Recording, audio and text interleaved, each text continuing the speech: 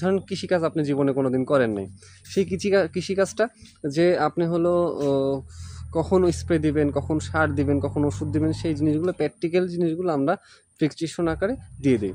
তো এইভাবে আমরা হচ্ছে আমাদের নতুন যে উদ্যোক্তা আছে বা আধুনিক কৃষি নিয়ে আমরা কাজ করে যাচ্ছি প্রতিনিয়ত। তো আপনি যখন কৃষিকাজটা বুঝেন না বা জানেন না, তখন আমাদের সাথে যুক্ত হলে সেই জিনিসগুলো কিন্তু খুব সহজে এবং ইজিলিভাবে করে ফেলতে পারতেছেন। এবার আসে হচ্ছে লাভজনকের বিষয়, যে লাভ কেমন হয়। এই আজকে একটা ট্রুলি কথা বলি, যে আমরা সবসময় হলো আগাম কিছু নিয়ে কাজ করি। যে এখন ধরেন হচ্ছে মরিচের বাজারটা বেশি, আমাদের ম্যাক্সিমাম উদ্যোক্তা হচ্ছে মরিচ চাষি। তো মরিচের যে এখন বাম্পার রেজাল্ট হচ্ছে, যে 10 কাঠা জমি থেকে অনেকে ফোন দিয়ে বলছে ভাই আমি 2 লাখ টাকা বিক্রি করি। কালকে একটা উদ্যোক্তা আসছে ওষুধ নিতে, সে মানে তার কাছে ওষুধ আছে, মানে তার কাছে ওষুধ আছে, তারপর বলছে ভাই আরও কিছু ওষুধ দিয়ে দেন আমাকে। তখন আমি বুঝলাম তার মনে তো অনেক আনন্দ লেগে গেছে। কেন আনন্দ লাগলো? দেখা গেল যে ও হচ্ছে এই 1 বিঘা জমিতে মরিচ চাষ করছে। সে হচ্ছে মানে প্রতিনিয়ত 100 টাকা, 100 সর্বনিম্ন বিক্রি করছে, 140-50 থেকে শুরু করে এখন 200-র উপরেও বিক্রি করছে। তাহলে বুঝেন যে ও কত টাকা এই পর্যন্ত মোটামুটি বললো কালকে যে 40 মণ সে হচ্ছে মরিচই বিক্রি করছে। তাহলে 40 মণ হলে পরে 100 টাকা কেজি হলে পরে 4 চারা 16, মানে 1,60,000 টাকা বিক্রি করে ফেলছে অলরেডি। তো এই হচ্ছে বর্তমান মরিচ চাষির অবস্থা। এবং এখন বর্তমানে যারা টমেটো করতে যাচ্ছে বা ফুলকপি করতে যাচ্ছে, টমেটোর জন্য ধরেন আপনি হচ্ছে টমেটো যদি এখন করেন, কাঁচা টমেটোই আপনি বিক্রি করতে পারবেন 80 টাকা কেজি, 100 টাকা কেজি। কারণ এটা সত্য কথা, আপনি নভেম্বরের মধ্যে যদি আপনি টমেটো তুলতে পারেন তাহলে দেখবেন 80 টাকা কেজি হয়ে গেছে। এই হলো আমাদের হচ্ছে টেকনিক্যাল যে ইস্যুগুলো, যে আমরা কোন সময় কোন ফসলটা নির্বাচন করবো এবং কোন ফসলটা চাষাবাদ করবো, সেই জিনিসগুলো আমরা কিন্তু বলে দেই। এবং আপনারা যদি ট্রিটমেন্টে কাজ করেন, ইনশাল্লাহ ভালো কিছু করা সম্ভব। দেখেন যে আমি হচ্ছে দেখাই যে আমরা চারা কিভাবে উৎপাদন করি।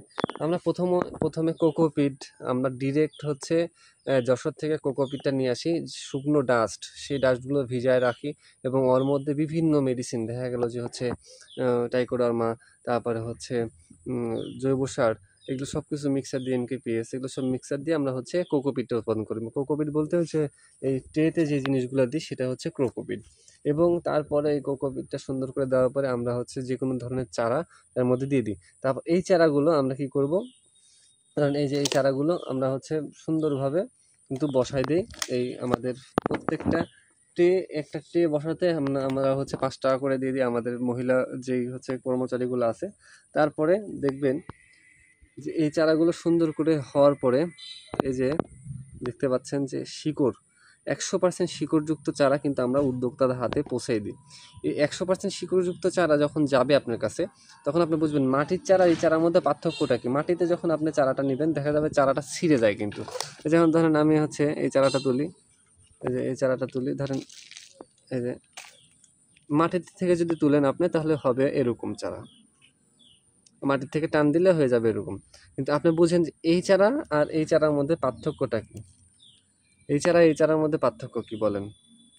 এই চারার মধ্যে পার্থক্য এটা, যখন আপনি লাগাই দিবেন তখন কিন্তু এই চারাটা লাগতে কিন্তু মোটামুটি হচ্ছে 7-8 দিন সময় লাগবে, 7-8 দিন সময় লাগবে। কিন্তু আর যে কোকোপিটের চারা, সেটা কিন্তু সময় লাগতেছে না, সেটা কিন্তু একদিনে আপনার হচ্ছে মাটিতে বসে যাবে।